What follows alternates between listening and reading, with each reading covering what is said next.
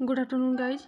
आज हम कक्षा 11 केमिस्ट्री में रसायन विज्ञान की मूल अवधारणाओं का 6वां लेक्चर स्टार्ट करने जा रहे हैं, जिसमें हम विलयन की सांद्रता और उसकी विधियां न्यूमेरिकल के साथ पढ़ेंगे। तो पहली हेडिंग है हमारी विलयन, जिसे हम सॉल्यूशन कहते हैं। विलयन क्या होता है? तो दो या दो से अधिक पदार्थों के समांगी मिश्रण को हम विलयन कहते हैं। समांगी मिश्रण और एक विषमांगी मिश्रण दो तरीके का होता है। तो जो समांगी मिश्रण होता है वह विलयन कहलाता है। जैसे पानी और नमक का जो विलयन होता है वो समांगी विलयन होता है। नमक पानी में पूर्णतः घुल जाती है। जबकि अगर हम रेत और पानी का विलयन लें, रेत और पानी मतलब बालू, पानी में बालू मिलाएं, तो यह विषमांगी मिश्रण होता है, क्योंकि बालू पानी में घुलती नहीं है।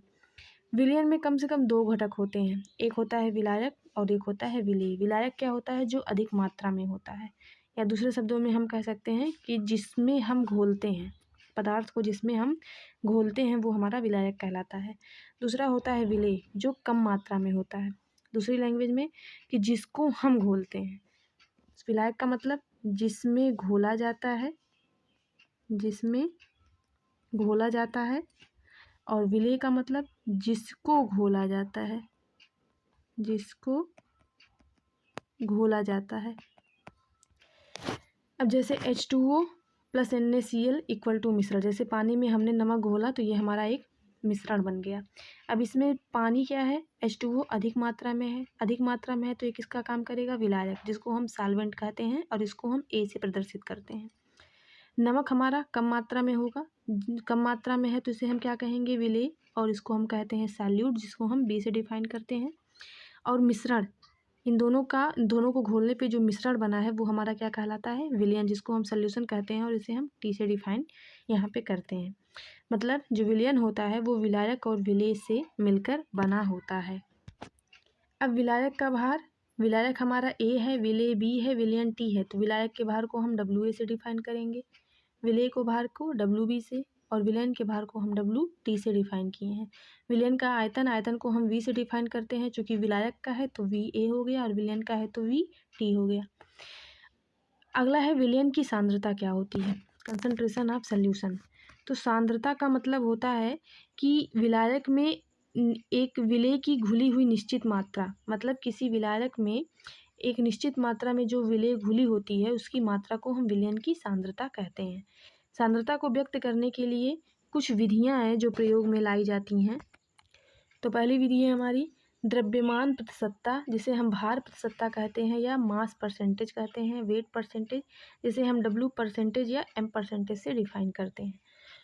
यहाँ पे द्रव्यमान है तो द्रव्यमान हम विलयन का लेंगे 100 ग्राम, मतलब किसी विलयन के 100 ग्राम में उपस्थित विलेय की मात्रा किसमें? ग्राम में, उसको हम कहते हैं द्रव्यमान प्रतिशतता। द्रव्यमान प्रतिशतता बराबर होता है विलेय का भार ग्राम में गुणे 100 बटे विलयन का भार ग्राम में, या इसको हम M% से भी शो करते हैं। M% = हमारा हो गया द्रव्यमान प्रतिशतता बराबर WB/WT × 100। अब जैसे एक क्वेश्चन है यहाँ पे कि 5 ग्राम NaCl को 50 ग्राम विलयन में घोला गया तो विलयन का द्रव्यमान प्रतिशत ज्ञात कीजिए। 5 ग्राम NaCl की मात्रा क्या है? 5 ग्राम। NaCl क्या है? विलेय है, तो विलेय को हमने किससे डिफाइन किया था? WB। विलेय का भार WB हो गया, इसकी मात्रा दे रखी है 5 ग्राम। 50 ग्राम विलयन, अब यहाँ विलायक नहीं दिया है, विलयन दिया है, विलयन को हमने T से माना था।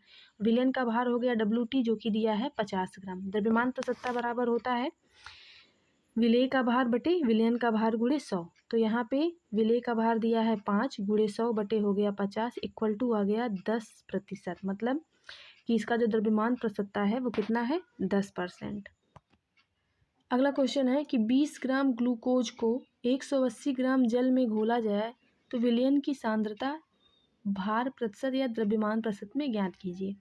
अब 20 ग्राम ग्लूकोज क्या है? हमारा विलेय है। विलेय को हम B से डिफाइन करते हैं, तो इसके भार को किससे लिखेंगे? WB से, जो कि दे रखा है 20 ग्राम। 180 ग्राम H2O जल में घोला गया है। जल हमारा क्या है? विलायक है, शुद्ध विलायक है, और विलायक को हम A से डिफाइन करते हैं, तो इसके भार को हम WA से लिखेंगे, जिसके हम मान दिया है 180 ग्राम। अब विलयन हमारा किससे मिलकर बनता है? विलयन हमारा बनता है विलेय प्लस विलायक से, तो WT बराबर WA + WB हो गया। दोनों की मात्रा को ऐड करेंगे तो हमें विलयन का मान पता चल जाएगा। विलयन का द्रव्यमान 200 ग्राम। द्रव्यमान प्रतिशतता का फार्मूला है सेम वही WB/WT × 100। तो WB की वैल्यू है हमारी 20 ग्राम। टोटल विलयन का द्रव्यमान है 200 × 100, ये कट गया और आया आंसर हमारा 10%। अगला हेडिंग है हमारा ppm, जिसे हम कहते हैं पार्ट्स प्रति मिलियन। इंग्लिश में कहते हैं पार्ट्स प्रति मिलियन या हिंदी में अंश प्रति मिलियन या प्रति 10 लाख। ये क्या होता है? ये सांद्रता नापने की दूसरी विधि है। इसमें क्या होता है कि विलयन के 10 लाख मतलब 10⁶ भाग में उपस्थित विलेय के भागों की संख्या को हम ppm कहते हैं। तो ppm इक्वल टू हो गया हमारा विलेय का भार या विलेय में उपस्थित द्रव्यमान ग्राम में बटे विलयन का द्रव्यमान गुणे 10⁶। वहाँ पे हमने 100 से मल्टीप्लाई कराया था, यहाँ पे 10 लाख में हमको देखना है तो 10⁶ से मल्टीप्लाई करा दिया। ठीक है, या WB/ आपका मिलीग्राम में हो गया और बटे WT आपका विलयन का जो भार हो गया वो किस में दिया है? किलोग्राम में। तो फार्मूला हमारा विलेय का भार मिलीग्राम में और विलयन का भार किलोग्राम में। तो फार्मूला ये बन जाएगा। अगर आयतन दिया है तो विलेय का आयतन हमारा हो गया ml में और विलयन का आयतन ml में हो गया और गुणे 10⁶ हो जाएगा 6। और या तो दूसरा फार्मूला हमारा होगा कि विलेय का आयतन ml में और विलयन का आयतन किस में हो जाए? लीटर में। जैसे एक न्यूमेरिकल यहाँ पे है, किसी पदार्थ के 3.5 मतलब 3.5 गुणे 10⁻³ ग्राम विलयन के 1 किग्राम में उपस्थित है तो विलयन की सांद्रता ppm में ज्ञात कीजिए। अब किसी पदार्थ का मतलब विलेय दे रखा है तो विलेय का जो द्रव्यमान है वो 3.5 × 10⁻³ ग्राम दिया है। विलयन का मतलब T सॉल्यूशन, इसका द्रव्यमान जो दिया है वो 1 किलोग्राम। तो 1 किलोग्राम को हमने ग्राम में बदला तो 1000 ग्राम हो गया, जिसको हमने 10⁻³ की पावर में लिख दिया। ppm इक्वल टू होता है WB/WT दोनों ग्राम में × 10⁶। दोनों ग्राम में है, दोनों की वैल्यू पुट किया और यहाँ पे 10⁻³ ऊपर जाके -3 हो गया, 3 3 हो गए 6 और 6 से 6 हो गया डिवाइड, तो बचा 3.5 × 10⁻0 और जिसकी पावर 0 होती है उसकी वैल्यू कितनी होती है? 1। तो आंसर हमारा आ गया 3.5 ppm। अब अगला क्वेश्चन है हमारा कि 5 मिलीग्राम NaCl प्रति लीटर घुला है। प्रति लीटर मतलब यहाँ पे आयतन दे रखा है, तो विलयन की सांद्रता ppm में ज्ञात कीजिए।